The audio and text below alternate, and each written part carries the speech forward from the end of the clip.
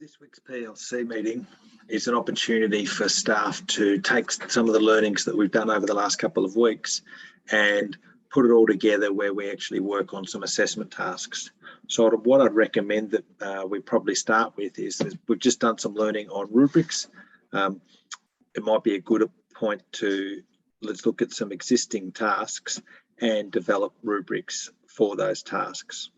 So what I've got here is just a bit of an overview of some of the feedback we've got from teachers and some of my thoughts and Angie's thoughts and thoughts that we've got through our teaching and learning meetings about how this overall process of developing assessment tasks work.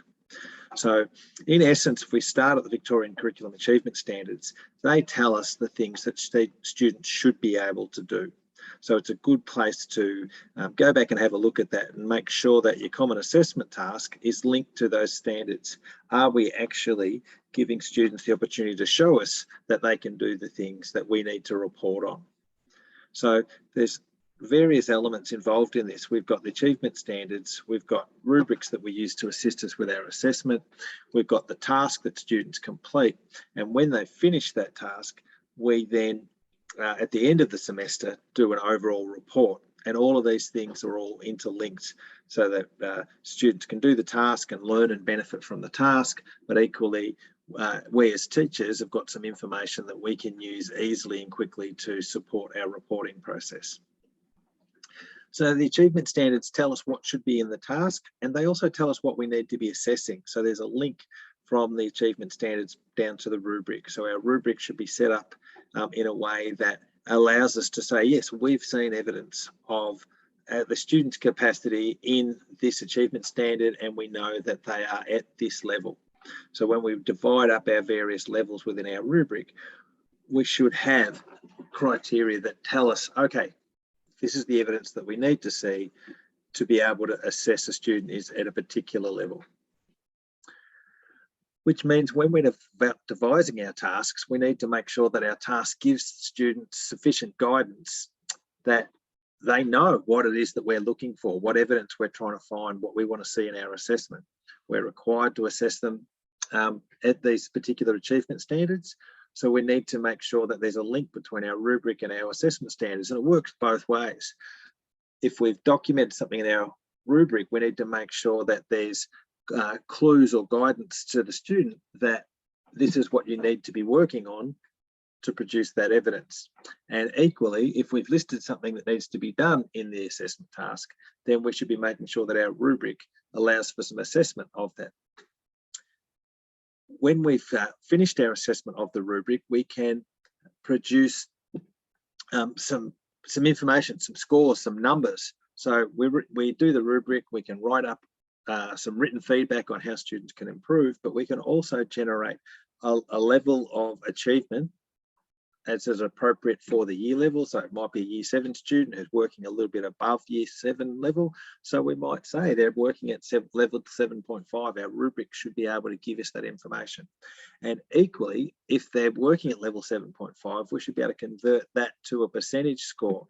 And I've set up a little tool in Compass that I'll show you how that works as a bit of a demo for something that you might use later on. So in Wednesday's sessions, I think what you probably want to be doing is looking at, okay, how can we make a rubric that works for our assessment task, that gives us all of the information that we need as teachers to be able to assess our students, and equally gives our students guidance in terms of what they need to achieve to hit those particular achievement standards.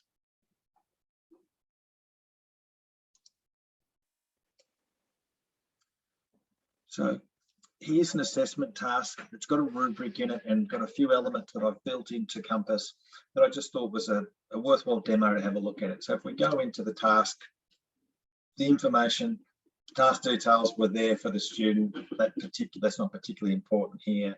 There's that students can download the task, they can download the rubric, which I've put in there. Let's assume they finish the task and I'm going in to do some assessment. So I'll choose a student who's submitted the task, and I scroll down and I start off with the rubric. So I go in, I reading the task, I've got it in front of me, and they're at expected level in originality and in creativity. But they've created their own backgrounds, and it does improve the look and function of the task. It's a bit above expected. I'm clicking it there. They also created their own sprites, so I'm going to give them a mark there. They used a range of programming blocks, but their project name was unclear. They didn't document that well, so the literacy component of that is not so good. So when I look at this, I've got a 7, 7, 8, 8, 8, and a 6.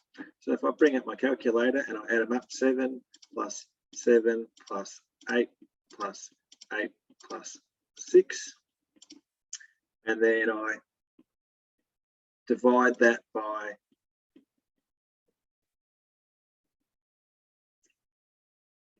5,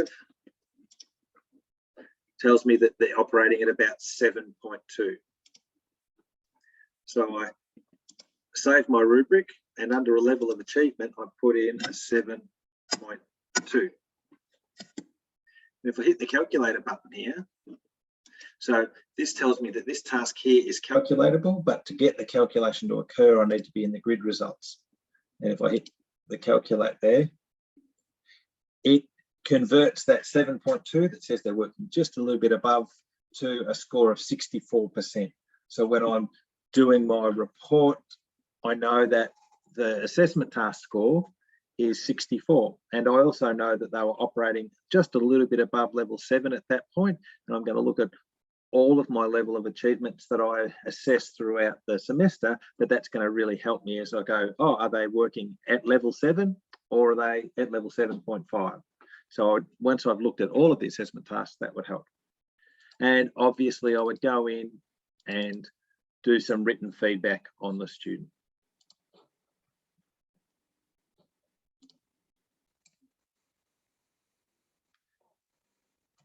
So all of this we can set up as a school where we can provide staff with empty templates for this compass assessment task, where they put in their description as is appropriate.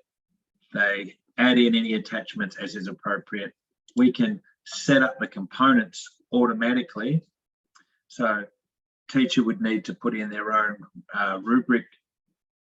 They need to attach their own rubric, but the feedback comment box, we can preset that up. The level of achievement box, we can preset that up. And the brains of the outfit, the grading percentage score box, we can set that up so that for a year 7 student, it calculates the appropriate level for someone who's at year 7. We'd set up a different one for year 8. So we can set those up so that that information's all there. And then when our student, when we assess our student, it's building on all of those components that we've got in. You'll notice that there's, I've allowed for some online submission here. Now in this demo, all this is hidden just because it's a demo version, but normally I would hide the level of achievement, the percentage score would be published, the written comment would be published, and the rubric would be published for the student to see and their parents.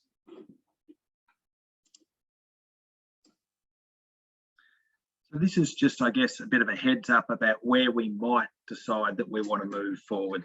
So it's a way that we can link our assessment to it, to our rubric, to our reporting, as well as providing useful feedback to our students. And hopefully it simplifies the process to make reporting easier once we've developed some really sophisticated rubrics that align with the tasks that we want students to do, and that aligns with the achievement standards.